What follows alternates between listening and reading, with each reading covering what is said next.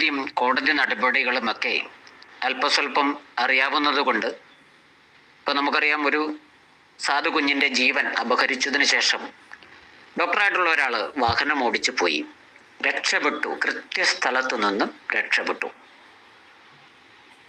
പ്രിയമുള്ളവരെ, കുറച്ച് നാൾ മുമ്പ്, ഒരു 2 മാസത്തോളമായി കാണും, ഹ്യൂമൻ റൈറ്റ്സിലും ഒക്കെ പലതവണ പരാതികൾ കൊടുത്തിട്ടുള്ളതാണ്. അല്ലെങ്കിൽ നിയമം മാറ്റി എഴുതേണ്ട ആവശ്യമാണ്. കാരണം വാഹനം ഇടിച്ച് മാരകമായ പരിക്ക് പറ്റിയാൽ ഒരാൾ മരണപ്പെട്ടില്ലെങ്കിൽ പോലും ഇത്തരം കാര്യങ്ങളിൽ നോൺ ബെയിലബിൾ ഒഫൻസായി പരിഗണിച്ച് ഒരു കുറഞ്ഞത് 6 മാസമെങ്കിലും ജാമ്യം കിട്ടാത്ത രീതിയിലുള്ള വകുപ്പിലോട്ട് മാറ്റി അത്തരം കർശന നടപടി വന്നില്ലെങ്കിൽ ഇവിടെ മനുഷ്യജീവന പുല്ലുവില എന്ന് പറഞ്ഞ് ധാരാളം വീഡിയോകളും പരാതികളും ഒക്കെ പറഞ്ഞിട്ടുണ്ട്.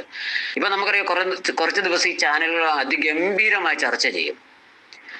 അടുത്തൊരു വസ്തുത എന്ന് വെച്ചാൽ, ഇതിനകത്ത് യഥാർത്ഥത്തിൽ മനഃപൂർവ്വമല്ലാത്ത നരഹത്യയ്ക്ക് ഒരു കേസെടുത്തതിന് ശേഷം നിസ്സാരവൽക്കരിച്ചുകൊണ്ട് ജാമ്യം കിട്ടുന്ന ഒരു അവസ്ഥയിലോട്ടാണ് വരിക.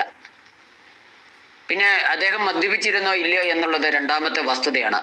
ഈ മദ്യപിച്ച കാര്യങ്ങൾ ആ സമയത്ത് തെളിഞ്ഞാൽ കോടതിയിൽ മോട്ടോർ ആക്സിഡന്റ് ക്ലെയിംസ് ട്രൈബ്യൂണലിൽ ചെല്ലുമ്പോൾ ഉള്ള ഒരു ഭവിഷ്യത്ത് എന്താണെന്ന് വെച്ചാൽ, ഇൻഷുറൻസ് ഓണറുമായിട്ടുള്ള ഒരു കോൺട്രാക്റ്റിൽ ഈ വാഹനം ഓടിച്ചയാൾ അത് ഫിസിക്കലി ഫിറ്റ് അല്ലെങ്കിൽ ഇൻഷുറൻസ് ലൈബിൾ അല്ല എന്നുള്ള ഒരു നിയമക്കുരുക്ക് അവിടെ കിടപ്പുണ്ട്.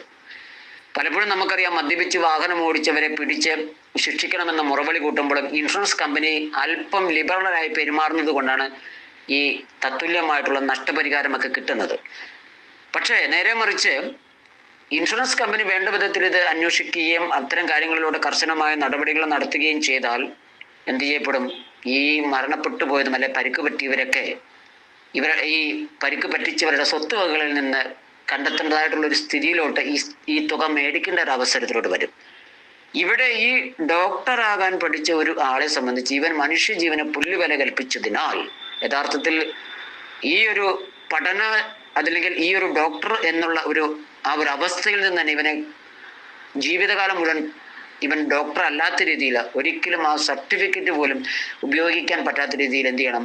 നിയമക്കുരുക്കിലോട്ട് കൊണ്ടുവന്ന് ആ ഒരു നടപടി നടത്തേണ്ടതാണ്. കാരണം ഇത്തരം നിഷ്ഠൂരമായിട്ടുള്ള മൃഗീയമായിട്ടുള്ള പ്രവർത്തനമാണ് മനുഷ്യജീവന് വില കൽപ്പിക്കാത്ത ഇദ്ദേഹം ചെയ്തത്.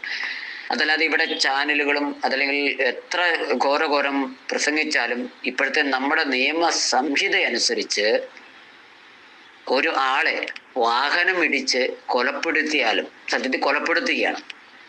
അത് ഒരു കുറച്ച് നാളത്തെ ഒരു നിയമ പോരാട്ടം മാത്രമേ നടക്കൂ. മറിച്ച് ഈ നിയമം മാറ്റി നിയമത്തിന് ഭേദഗതി വരുത്തി ഗുരുതരമായ പരിക്കുകൾ പറ്റിച്ചാൽ പോലും അത് കൃത്യമായിട്ട് അന്വേഷിച്ച് ചാർജ് ഹാജരാക്കുമ്പോൾ, അതല്ലെങ്കിൽ ഗുരുതരമായ പരിക്കാണെങ്കിൽ ഈ ആളെ മിനിമം 6 മാസമെങ്കിലും തടവിൽ പാർപ്പിക്കാവുന്ന രീതിയിലോട്ടുള്ള നടപടികൾ വരികയും അതോടൊപ്പം തന്നെ ലൈസൻസ്, ഇൻഷുറൻസ് എന്നിവ ഇല്ലാതെയും ഈ പിടിക്കുന്ന സമയത്ത് ഈ വാഹനം ഓടിക്കുന്ന സമയത്ത് മദ്യപിച്ചിട്ടുണ്ടെങ്കിൽ തീർച്ചയായിട്ടും ഇവരുടെ ആ സ്വത്തുക്കളിൽ നിന്ന് ആ തുക കുറഞ്ഞ കാലയളവിൽ തന്നെ പിടിച്ചെടുക്കാനും സർക്കാർ തന്നെ നടപടിയെടുക്കുന്ന ഒരു സ്ഥിതിയിലോട്ട് ഭേദഗതി വരുന്ന ഒരു സാഹചര്യം വന്നില്ലെങ്കിൽ ഈ പറയുന്നത് പോലെ ഈ സാധുക്കൾക്ക് യാതൊരു വിലയും ലഭിക്കില്ല.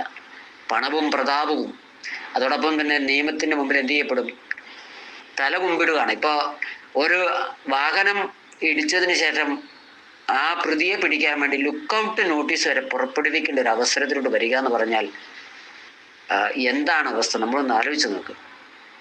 ഒരു സാധാരണ മനുഷ്യനെ സംബന്ധിച്ച് ചിന്തിക്കുമ്പോൾ ഇത് വളരെ ഖേദകരമായി തോന്നും. സേവന സന്നദ്ധരായിട്ടുള്ള ആൾക്കാരായിരിക്കാം നേഴ്സായിട്ടും ഡോക്ടറായിട്ടും ഈ സമൂഹത്തിൽ ഉരുത്തിരിഞ്ഞു വരുന്നത്. ഡോക്ടറേറ്റിന് പഠിച്ചുകൊണ്ടിരിക്കുന്ന ഒരു വ്യക്തി മദ്യപിച്ച് വാഹനം ഓടിച്ച് അമിത വേഗത്തിൽ ഒരു 19 വയസ്സുള്ള ഒരു മോളെ ഇടിച്ച് തെറിപ്പിച്ച് ഒന്ന് തിരിഞ്ഞു പോലും നോക്കാതെ ജീവൻ അവശേഷിക്കുന്നുണ്ടോ എന്ന് പോലും നോക്കാതെ 6 ദിവസം ഒളിവിൽ പോയി പാർക്കുക അല്ലെങ്കിൽ ഒളിച്ച് താമസിക്കുക എന്നൊക്കെ പറയുമ്പോൾ ഈ നാടിനോട് അല്ലെങ്കിൽ ഈ രാഷ്ട്രത്തോട് എത്രമാത്രം ഈ വ്യക്തിക്ക് പ്രതിബദ്ധതയുണ്ട് എന്ന് നാം ഓരോരുത്തരും ആലോചിക്കേണ്ടതായിട്ടുണ്ട്. അഥവാ ഈ വ്യക്തി പഠിച്ച് ഒരു ഡോക്ടറായിട്ട് ജോലിയിൽ പ്രവേശിച്ചാൽ തന്നെ ഈ നാടിന് എത്രമാത്രം ദുരിതങ്ങളാണ്, എത്രമാത്രം നഷ്ടങ്ങളാണ്, ഈ നാടിന് എന്ത് സംഭാവനയാണ് ഈ വ്യക്തി ചെയ്യാൻ പോകുന്നത് എന്നുള്ള കാര്യം കൂടി നമുക്ക് ചിന്തിക്കേണ്ടതായിട്ട് മാത്രമേ ഉള്ളൂ. എന്താണേലും വേണ്ട നിയമങ്ങളും നിയമ സംവിധാനങ്ങളും ശക്തമായിട്ട് ചേഞ്ചസ് വരുത്തേണ്ട കാര്യങ്ങൾക്ക് വരുത്തുക തന്നെ വേണം. ഈ രീതിയിൽ ഇനി ഒരു ജീവനും വഴിയിൽ പൊലിയാൻ പാടില്ല. അതുപോലെ തന്നെ ഈ വ്യക്തി മദ്യപിച്ചു എന്നുള്ള കാര്യം സ്പഷ്ടമാണ്. അതിനുള്ള ഏറ്റവും വലിയ തെളിവാണ് ഈ 6 ദിവസം ഒളിവിൽ പോയത്. മദ്യപിച്ചിട്ടില്ലായിരുന്നെങ്കിൽ അല്ലെങ്കിൽ ഡ്രഗ്സോ അങ്ങനെയുള്ള ലഹരി പദാർത്ഥങ്ങൾ ഉപയോഗിച്ചിട്ടില്ലായിരുന്നെങ്കിൽ ഉറപ്പായിട്ടും പോലീസിന് പിടികൊടുക്കാമായിരുന്നു. ഈ 6 ദിവസക്കാലം ഒളിവിൽ പോയത് താൻ കഴിച്ചിരിക്കുന്ന ആ ലഹരി തൻ്റെ രക്തത്തിൽ നിന്നും ഇല്ലാതെ അല്ലെങ്കിൽ ബ്ലഡിൽ അലിഞ്ഞ് പോകുന്ന ആ കാലാവധി അല്ലെങ്കിൽ ആ പീരീഡ്, ആ ടൈമാണ് ഈ വ്യക്തി ഒളിവിൽ പോയത്. എന്താണേലും സമൂഹ മനസാക്ഷിക്ക് യോജിക്കുന്ന ഒരു പ്രവൃത്തിയല്ല ഈ വ്യക്തി ചെയ്തത്. എത്രയും പെട്ടെന്ന് ഇനി ഡോക്ടറാകാനായിട്ട് ഈ വ്യക്തിയെ അനുവദിക്കാതെ ഈ വ്യക്തിയുടെ സർട്ടിഫിക്കറ്റ് എല്ലാം ക്യാൻസൽ ചെയ്ത് ഇനി ഉപരിപഠനം മുന്നോട്ട് പോകാതെ ഈ വ്യക്തിക്ക് വേണ്ട ശിക്ഷകൾ മേടിച്ചു കൊടുക്കണമെന്നാണ് ഡിറ്റക്റ്റീവ് ന്യൂസ് കേരള ജനങ്ങളോടായിട്ടും നീതിപീഠത്തോടായിട്ടും പറയുന്നത്.